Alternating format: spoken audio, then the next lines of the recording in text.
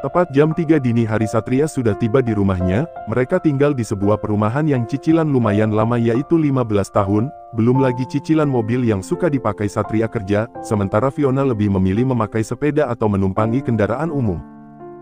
Satria tidak langsung masuk ke rumah, dia diam dulu di dalam mobil memastikan tidak ada yang mencurigakan dari semua yang ada di dirinya, jangan sampai ada wangi parfum Miska yang menempel di bajunya. Satria mengirim pesan pada adiknya yang kuliah di Singapura, padahal mereka berasal dari keluarga tidak mampu, tapi adiknya tidak melihat keadaan ekonomi kakaknya. Dia ingin kuliah di Singapura mengikuti teman-temannya yang memang memiliki latar belakang dari keluarga mampu semua. Sudah kakak transfer 10 juta. Satria menghela nafas, dia bahkan hanya bisa memberikan sisanya saja pada istrinya, tapi selama ini Fiona tidak pernah menuntut itu semua, jadi Satria pikir tidak ada yang perlu dipermasalahan. Satria tiba-tiba merasakan lapar, mungkin karena setelah bertempur dengan Miska, dia lupa tidak mengisi tenaga malah main pulang begitu saja. Dia keluar dari mobil, dia berjalan perlahan menuju rumah. Ingin sekali dia segera makan masakan istrinya itu karena Fiona pandai sekali memasak. Tumben sekali Fiona tidak menyambut kepulangannya, biasanya dia suka berdiri di depan pintu dengan tersenyum manis padanya, dan tentu saja memakai pakaian yang S3 untuk menyenangkannya. Apa dia masih tidur? Satria segera membuka pintu karena dia memiliki kunci cadangan. Satria membuka kaos kaki dan sepatunya sambil berteriak, "Fiona, aku pulang." Padahal biasanya Fiona membantu Satria membuka sepatu, tapi tak ada respon dari Fiona. "Fiona." Satria meninggikan suaranya memanggil nama sang istri. Satria masuk ke dalam kamar, dia pikir mungkin Fiona masih tidur, namun ternyata Fiona tidak ada di sana. Kemana dia? Fiona. Satria mencari ke setiap ruangan, ke kamar mandi, dapur, kamar yang satu lagi, namun ternyata Fiona tidak ada di sana. Satria kelihatan marah sekali, mengapa Fiona tidak ada di rumah di jam segini, sudah dipastikan pasti Fiona tidak tidur di rumahnya semalam. Satria mencoba menghubungi Fiona, namun sayangnya ponselnya tidak aktif karena lowbat. "Kamu membuat aku marah, Fiona." Satria mencoba menelpon omnya Fiona. Dari kecil Fiona tinggal bareng Om Ari dan Tante Sinta, malah Om Ari lah yang menjodohkan dia dengan Fiona karena Om Ari berteman baik dengan ayahnya Satria. "Ada apa, Sat?" Terdengar suara Om Ari, dia sebenarnya keganggu karena Satria menelponnya di saat dia sedang tertidur pulas. "Apa malam ini Fiona menginap di rumah Om?" tanya Satria, dia akan merasa lega jika Fiona tidur di sana. "Enggak, memangnya Fiona gak ada? Gak bilang sama kamu dia kemana?" Om Ari merasa kecewa dengan keponakannya itu, bisa-bisanya Fiona pergi tanpa sepengetahuan suaminya. Dia izinnya sih mau reunian Om, tapi masa sampai menginap segala.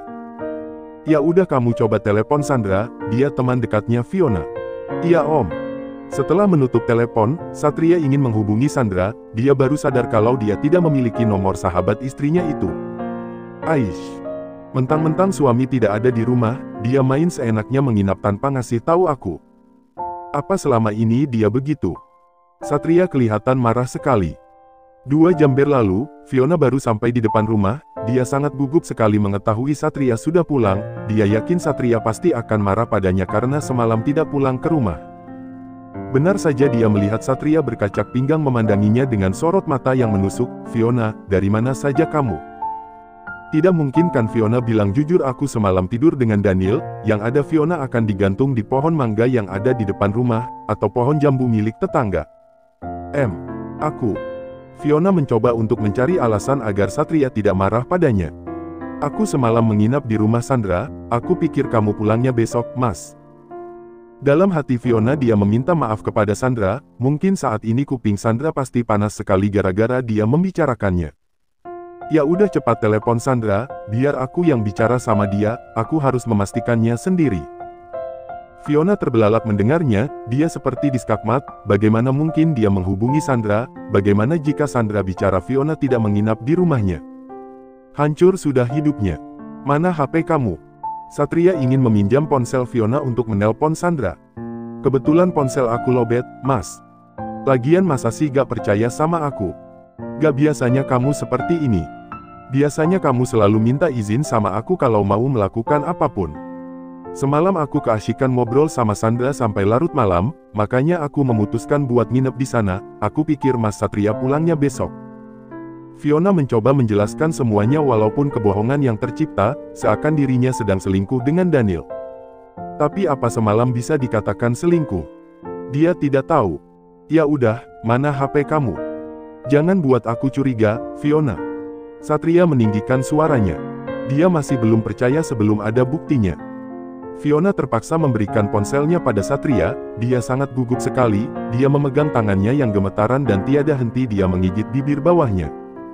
Astaga, bagaimana kalau aku ketahuan tidak menginap di rumah Sandra? Matilah aku. Fiona tidak tahu harus menjawab pertanyaan apalagi jika nanti dia tahu tidak menginap di rumah Sandra, otaknya ngeblank, dia tidak bisa berpikir dengan jernih. Satria mencarger sebentar ponsel Fiona, dia terus menatap Fiona dengan tatapan kecewa seakan Fiona telah melakukan dosa besar. Walaupun memang ia sebenarnya, sebuah dosa terindah yang mungkin tidak akan pernah Fiona lupakan. Kaki Fiona mendadak lemas, mungkin karena semalam tenaganya terkuras, karena Daniel melakukan banyak gaya padanya, belum lagi pas pulang dia diberi adegan menegangkan. Fiona duduk di kursi, dia nampak gelisah sekali. Masa gak percaya banget sih mas sama aku? Gerutu Fiona. Satria tidak menjawab, dia menghidupkan ponsel Fiona yang lobet dari semalam, lalu mencari nama Sandra di kontak. Setelah itu dia langsung menelpon Sandra, meloudspeaker volumenya biar Fiona ikut mendengarkan perkataan Sandra. Baru kali ini Fiona mendengar suara tut. Tut, tut. Itu begitu menegangkan, berharap Sandra masih tidur, atau ponselnya kecebur atau apalah agar dia tidak mengangkat telepon dari Satria. Namun harapan Fiona tidak terkabul begitu mendengar suara Sandra mengangkat panggilan telepon dari Satria. Halo, kenapa Vi? Tanya Sandra, tumben sekali Fiona menelponnya pagi-pagi begini, padahal dia masih asik memeluk gulingnya. Badan Fiona panas dingin rasanya, rasa gugup, gelisah, cemas, takut, semuanya campur aduk di dalam hatinya. Ingin sekali dia berlari melarikan diri agar menghindari amukan Satria jika mengetahui dia telah berbohong. Ini dengan Satria, suaminya Fiona. Ucap Satria, sambil menatap Fiona yang duduk di atas kursi. Oh Mas Satria, ada apa ya? Tanya Sandra, dia tidak mengerti mengapa pagi-pagi sekali Satria menelponnya memakai ponsel Fiona, apa terjadi sesuatu pada Fiona? Apa semalam Fiona menginap di rumah kamu? Abislah sudah hidup aku. Fiona pasrah saja jika dia ketahuan berbohong, pasti Satria akan menuduhnya berselingkuh. Padahal dia juga tidak tahu apa semua itu bisa dikatakan selingkuh. Sandra berpikir sejenak, apa mungkin semalam Fiona tidak pulang ke rumahnya? Semalam Sandra pulang duluan karena ada acara lain dengan kekasihnya, cuma di grup WA ramai sekali membicarakan Daniel yang mengantar Fiona pulang. Dika yang menyebarkan info itu, sampai banyak para wanita yang merasa iri pada Fiona. Dan mendadak menjadi bahan pembicaraan di grup WA. Wah, kok bisa Daniel mengantar Fiona? B, Fiona yang mana ya? Itu lo yang culun itu. B, aku lupa lagi wajahnya. C, bukannya Fiona sudah menikah ya? D, iya dia sudah menikah tapi mungkin saja Daniel merasa kasihan sama dia makanya ngantar pulang, kan cuma Fiona yang gak punya mobil. B, benar juga, tadinya aku cemburu kirain Daniel naksir cewek itu. D, hahaha.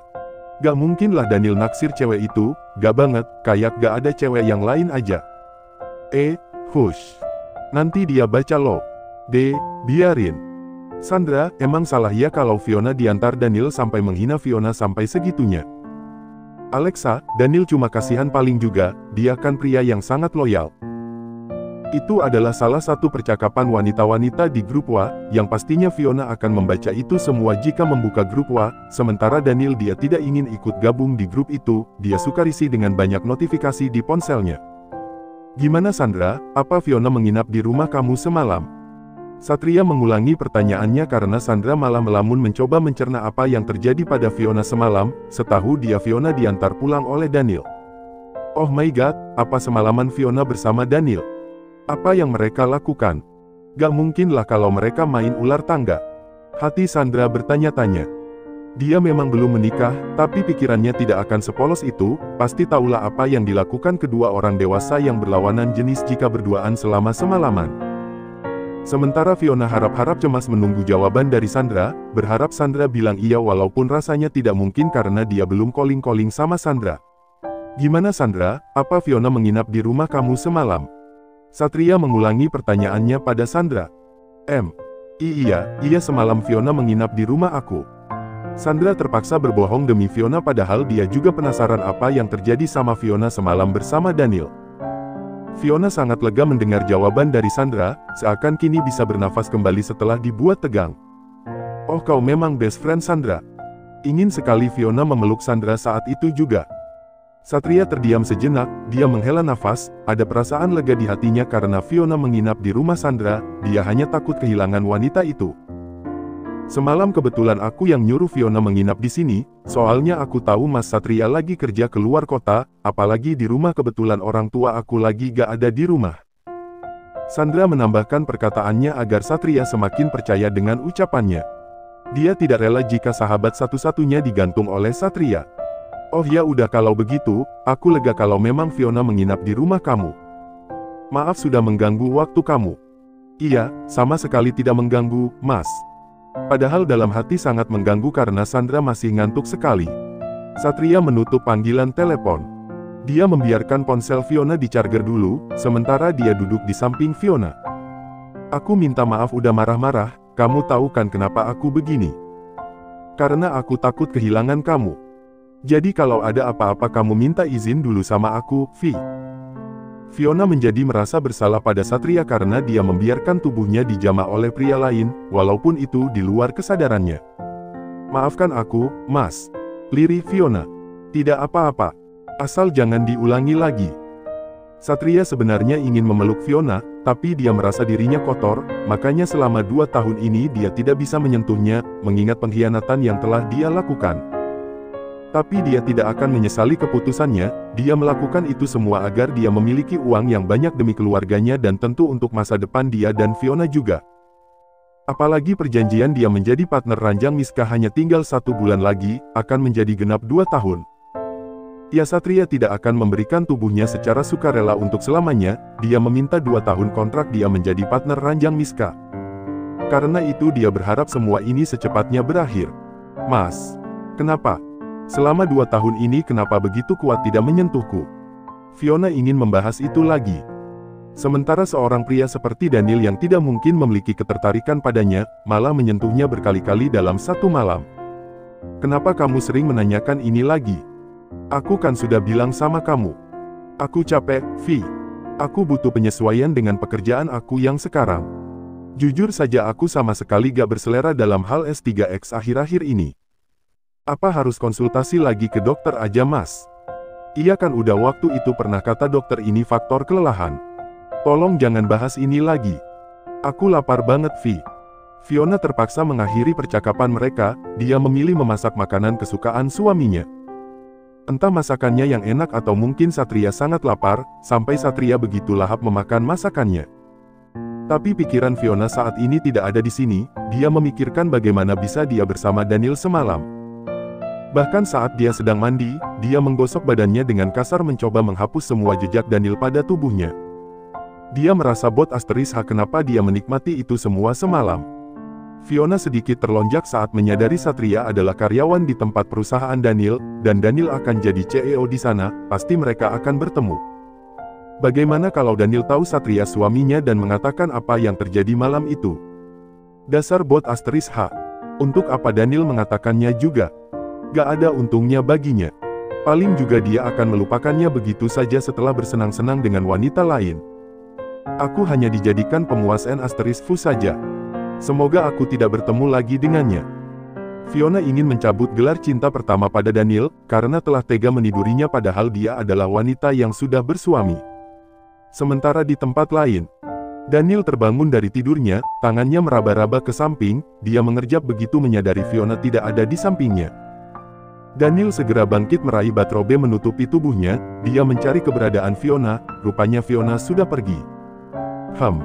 Bagaimana bisa dia pergi begitu saja setelah menggodaku dan meminta aku menyentuhnya? Bahkan aku sudah menyerahkan keperjakaan aku padanya. Ucap Daniel dengan nada kecewa, dia merasa dia seperti dianggap gigolo oleh Fiona, ditinggalkan begitu saja ketika sudah puas. Tapi baguslah itu artinya Fiona tidak akan memperpanjang masalah. Tidak ada yang perlu dipertanggungjawabkan. Apalagi Daniel sudah merasakan tubuhnya, Fiona sudah jadi miliknya dalam 1 malam. Itu artinya Daniel tidak perlu penasaran lagi pada wanita bersuami itu. Itulah yang ada di pikiran Daniel saat ini. Lagian apa yang spesialnya dari Fiona? Dia seorang Daniel Gilbert, banyak wanita yang memujanya, sekali kedip akan membuat orang jatuh cinta. Dia bisa memacari siapa saja tanpa perlu ada hambatan, dia bahkan bisa menudurinya jika dia mau. Sementara Fiona, dia istri orang, otomatis dia bukan perawan lagi, dia memang cantik tapi banyak yang lebih cantik dari Fiona. Apa kelebihan Fiona? Apa yang membuat Daniel penasaran? Toh dia sudah merasakan tubuhnya dan melihat semuanya dari ujung kaki ke ujung kepala. Daniel lebih baik memilih fokus mempelajari semua berkas-berkas di ruang kerjanya, dia harus mempelajari semuanya. Daniel mulai membaca satu persatu berkas di atas meja, namun semua tulisan malah terlihat ada banyak nama Fiona di sana. Bukan itu saja dia tidak bisa konsentrasi karena seakan Fiona sedang menari-nari di atas kepalanya. Daniel berhenti membaca, ada sesuatu yang bergetar di dalam dada, rasanya dia tidak bisa tenang sebelum melihat wanita itu, oh ini sudah gila. Seharusnya aku bisa melupakannya. Tapi mengapa aku jadi semakin terus memikirnya? Daniel pikir setelah Fiona menjadi miliknya dalam satu malam, dia bisa melupakan perasaannya pada Fiona. Tapi dia malah semakin tergila-gila pada wanita bersuami itu. Ini gak bisa dibiarkan, dia harus bertanggung jawab membuat aku begini, tega sekali dia meninggalkan aku begitu saja tanpa bicara apapun seolah aku hanyalah pemuas N***-nya saja. Aku harus bertemu dengannya. Padahal semalam Daniel bisa menahan diri kalau Fiona tidak menciumnya dan tidak memohon untuk disentuh olehnya. Semalam kamu menginap di mana? Satria mencari kamu. Terdengar suara Om Ari di seberang sana, dia sedang menginterogasi keponakannya. Aku semalam menginap di rumah Sandra Om. Fiona terpaksa berbohong lagi. Lain kali kalau mau menginap minta izin dulu sana suami kamu. Kasihan suami kamu banting tulang kerja, kamu malah enak-enakan sama teman kamu. Fiona hanya menghela nafas, ini semua gara-gara Daniel malah membawanya ke apartemen, jadi rumit begini. Apalagi kalau sampai mereka tahu bahwa Fiona habis tidur dengan pria itu, kiamat sudah hidupnya. Jangan mempermalukan Om, Fiona. Jangan sampai membuat Om kecewa, muka Om mau ditaruh di mana kalau kamu malah membuat masalah. Om dan Om Hadi sudah lama sahabatan. Om Hadi adalah ayahnya Satria. Iya Om, aku mengerti. Ya sudah, Om mau kerja dulu. Panggilan telepon pun terputus, Fiona hanya bisa menghela nafas, dia memang selalu menurut pada omnya itu, dia dirawat Om Ari dan Tante Sinta dari dia masih berusia 7 tahun, kedua orang tuanya meninggal karena kecelakaan. Karena itu dia tidak bisa menolak ketika dijodohkan dengan Satria, malah berusaha mencintai Satria dengan sepenuh hati melupakan nama Daniel sebagai cinta pertamanya. Fiona sudah seperti tersangka yang diinterogasi sana-sini, apalagi sekarang dia melihat Sandra yang sedang memperhatikan dia yang lagi berbohong pada omnya. Fiona hanya bisa nyengir kuda begitu ketahuan sedang berbohong lagi membawa namanya. Saat ini Fiona sedang bekerja di sebuah laundry milik orang tuanya Sandra. Hehehe, maaf ya aku bawa-bawa nama kamu. Biar nanti aku traktir kamu ya, pasti kuping kamu panas gara-gara aku. Justru itu yang ingin aku tanyakan, aku tahu banget kamu lagi berbohong sama suami dan om kamu. Itu artinya semalam pasti bareng Daniel kan? Fiona malah mengalihkan pembicaraan, apa laundry ini jadi disita? Padahal aku sudah betah kerja di sini. Aku juga gak tahu Vi, perekonomian orang tua aku lagi diuji. Kemana lagi coba aku nyari kerja, sementara aku hanya lulusan SMA. Belum lagi cicilan rumah masih panjang. Keluh Fiona. Tapi bukan ini yang ingin aku bahas dengan kamu Vi. Aku ingin bahas tentang kamu dan Daniel. Apa yang terjadi semalam Vi? Ternyata tidak mempan juga untuk mengalihkan pembicaraannya dengan Sandra. Enggak, aku. Sandra terkekeh melihat Fiona yang wajahnya memerah seperti kepiting rebus, Fiona jadi salah tingkah dengan pertanyaan dari Sandra. Udahlah jangan berbohong sama aku, Vi. Aku tahu banget kamu loh. Ya emang gak terjadi apa-apa. Tetap saja Fiona tak mau berkata jujur. Emang aku anak kecil apa, terus semalam kalian ngapain aja? Main petak umpet? Gak mungkin kan? Aku tahulah apa yang dilakukan laki-laki dan perempuan jika berduaan semalaman. Percuma juga berbohong pada Sandra toh Sandra sudah bisa menebaknya. Kayaknya semalam aku salah ngambil minuman desan, dan dia malah memanfaatkan situasi itu. Ucap Fiona dengan nada kesal. Tapi anehnya kenapa harus membawa aku? Padahal kan banyak wanita yang suka sama dia, pastilah mereka akan menyerahkan tubuhnya secara sukarela sama dia. Apa mungkin dia naksir kamu ya, Vi? Fiona tertawa geli, dia naksir aku. Gak mungkin lah, San. Aku juga bingung sih. Tapi enakan mana sama Daniel apa suami kamu? Sandra malah bertanya itu dengan polosnya. Malah nanya yang gak penting. Ya mau tahu aja, Pasti Daniel ya sampai pipi kamu merah begitu. Sandra terawa kecil. Jika ingin berkata jujur, apa yang terjadi semalam itu memang sangat memabukkan. Bahkan pikiran Fiona saat ini masih berada di sana, jika dia wanita single dia pasti akan bilang ya dia sangat menikmatinya, tapi karena status dia sudah menikah dia tidak ingin mengakui itu, yang ada dia berharap tidak bertemu Daniel lagi. 2 tahun tidak disentuh suami tiba-tiba disentuh oleh seorang Daniel Gilbert, wah pasti rasanya Sandra malah menggoda Fiona. Tapi kuat banget ya suami kamu gak nyentuh kamu selama itu, kamu gak curiga gitu? Aku kenal banget Mas Satria dari kecil San, dia anaknya teman Om Ari, makanya kita sering ketemu. Dan aku tahu dia bukan tipe orang yang suka memainkan perempuan. Tidak seperti Daniel, pasti dia sering banget nidurin banyak cewek. Gak tahu juga sih tapi ya wajar juga kalau dia jadi Casanova, secara dia ganteng banget, dulu aja aku hampir meleleh tapi sekarang gak sih, kan aku sudah punya Andrian. Iyalah. Pembicaraan mereka terhenti begitu melihat ada 3 wanita datang ke laundry, rupanya mereka adalah teman sekelas Fiona dan Sandra dulu. Mereka bertiga pura-pura melaundry di sana, padahal hanya ingin bertemu Fiona. Fiona mendadak jadi seorang artis yang diberi pertanyaan oleh wartawan dadakan. Wah semalam kamu diantar pulang sama Daniel ya? Kok bisa? Tanya Rika. Hanya diantar aja kok. Jawab Fiona. Dia sudah tidak bisa menghitung berapa kali dia membohongi orang demi menutupi malam panasnya bersama Daniel. Ya ampun kamu masih kekeh aja mau bertanya, sudah jelas Daniel itu cuma kasihan. Gak mungkinlah dia naksir Fiona. Ucap Pinkan. Nah iya gak mungkinlah, masa Daniel naksir aku? Fiona pura-pura terkekeh. Ya mungkin ajalah Vi, secara kamu cantik. Ucap Sandra, dia ingin membela temannya. Lebih baik aku jujur aja ya, sebenarnya Daniel sudah dijodohkan dengan aku, nah hari ini aku mau bertemu dengan papanya sudah siuman ternyata. Ucap Alexa dengan percaya dirinya. Dia memang dijodohkan dengan Daniel, padahal Daniel sudah menolak perjodohan itu dengan halus dan menganggap Alexa temannya. Wah kok baru bilang sih, Sa? Seru Rika. Papanya Daniel kenapa? Tanya Pinkan. Dia kecelakaan, makanya Daniel pulang dari Belanda. Daniel bilang sih cuma 1 bulan dia berada di sini, hanya ingin menggantikan papanya aja di perusahaan, setelah papanya sembuh dia mau balik lagi ke Belanda.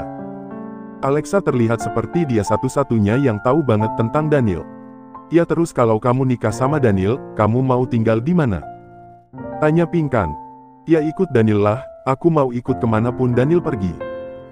Ucap Alexa sambil melirik Fiona, padahal hatinya panas karena semalam Daniel tiba-tiba pergi meninggalkan dia. Daniel malah memilih mencari Fiona begitu melihat Fiona tidak ada di tempat duduknya. Makanya dia mengajak kedua temannya untuk datang ke sana, dia ingin Fiona tahu bahwa Daniel adalah calon tunangannya.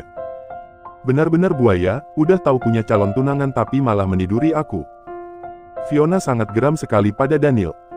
Dia ingin sekali membenci pria itu, tapi tetap saja hatinya tidak bisa, malah pikirannya entah berada di mana bersama Daniel, seakan Daniel terus saja menghipnotis dirinya.